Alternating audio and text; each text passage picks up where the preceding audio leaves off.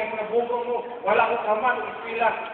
Kung isa kayo gayon doon, kaya diyan itawag na po dito sulod sa mga kinabuhi.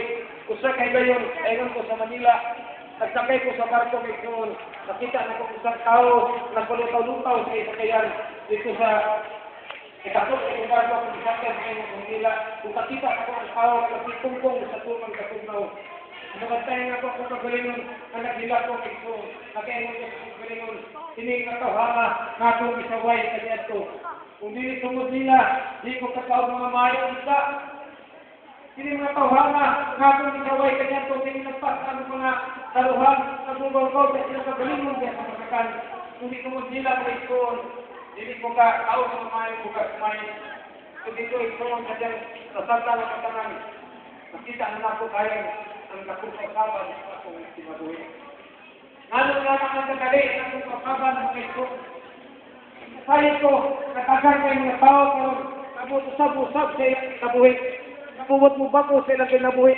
Mga palahubog, mga bisyo nga tao, so dili mo kahimo sa pag-undang sa inyong mga bisyo. Dili mo kahimo sa pagtangtang sa inyong mga bisyo, mga igsoon. Ngano man, tungkol kay si Satanas, ni Anhi, aron paglaglag, pagpatay, pagpangawat. Ug nasayod siya nga hapit na sa itambog sa inferno. Ug nasayod siya nga wala buhatang inferno para sa tao, kundi para sa iya mga igsoon. Ug buot niya nga ang mga katawhan dala niya dito sa inferno. Taon sa man nga pagi. Kining sigarilyo, kining inom mga igsoon, mamatay mo tungod sa inom, magpinatyanay mo tungod sa inom. Kasi ang mamatay ang amahan, nagipusin sa usa ka amahan, ang mga anak wala na amahan, ang anak nangawat na, nangapiso, kung madala niya usab ka dito sa inferno. Grabe ang gibuhat ni Satanas mga igsoon. Dagang kayo mga tao, magpag-usab sila kinabuhi, kung dili, kamo kahimo pagpako sa inyong kinabuhi. Kabalawag mo ngano mga igsoon, si Satanas, usa ka gamhanan, gamhanan siya nga nagbutangan ng bisyo diya sa inyong kinabuhi. Siya ang nabutang diya sa inom, sigarilyo.